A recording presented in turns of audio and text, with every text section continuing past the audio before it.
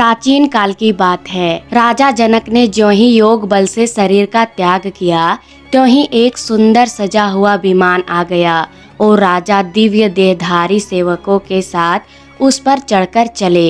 विमान यमराज की संयमनी पुरी के निकटवर्ती मार्ग से जा रहा था। ज्यों ही विमान वहां से आगे बढ़ने लगा, त्यों ही बड़े ऊंचे स्वर से राजा को हजारों मुखों से निकली हुई एक करुण ध्वनि सुनाई पड़ी। पुण्य आत्मा राजन, आप यहाँ से जाइए नहीं। आपके शरीर को छूकर आने वाली वायु का स्पर्श पाकर हम यातनाओं से पीड़ित नरक के प्राणियों को बड़ा ही सुख मिल रहा है। धार्मिक और दयालु राजा ने दुखी जीवों की करुण पुकार को सुनकर दया दिखाई और निश्चय किया कि जब मेरे यहाँ रहने से इन्हें सुख मिलता है तो मैं बस यहीं रहूंगा। मेरे लिए यही सुंदर स्वर्ग है। राजा वहीं ठहर गए। तब यमराज ने उनसे कहा, यह स्थान तो दुष्ट हत्यारे पापियों के लिए है।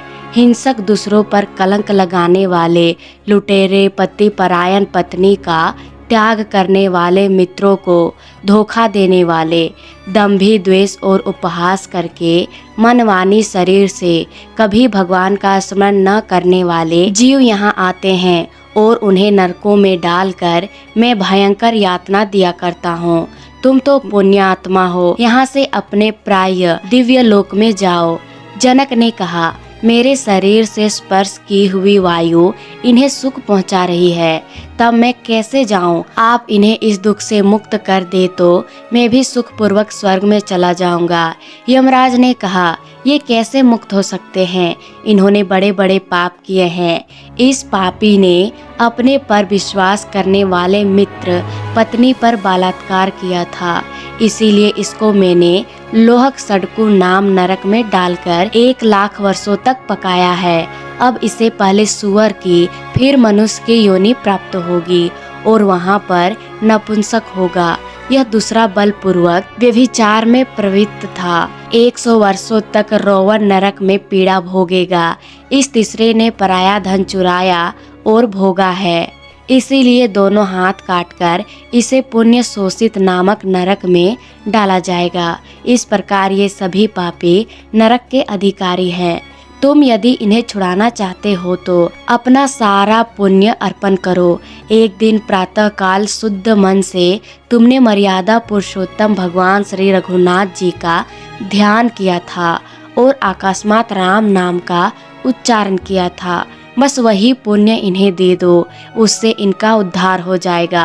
राजा ने तुरंत अपने जीवन भर का पुण्य दे दिया और इसके प्रभाव से नरक की सारी प्राणियां नरक यातना से तत्काल छूट गए तथा दया के समुद्र महाराज जनक का गुण गाते हुए दिव्य लोक को चले गए। तब राजा ने धर्मराज से पूछा, जब धार्मिक पुरुषों का यहाँ आना ही नहीं होता, तब फिर मुझे यहाँ क्यों लाया गया?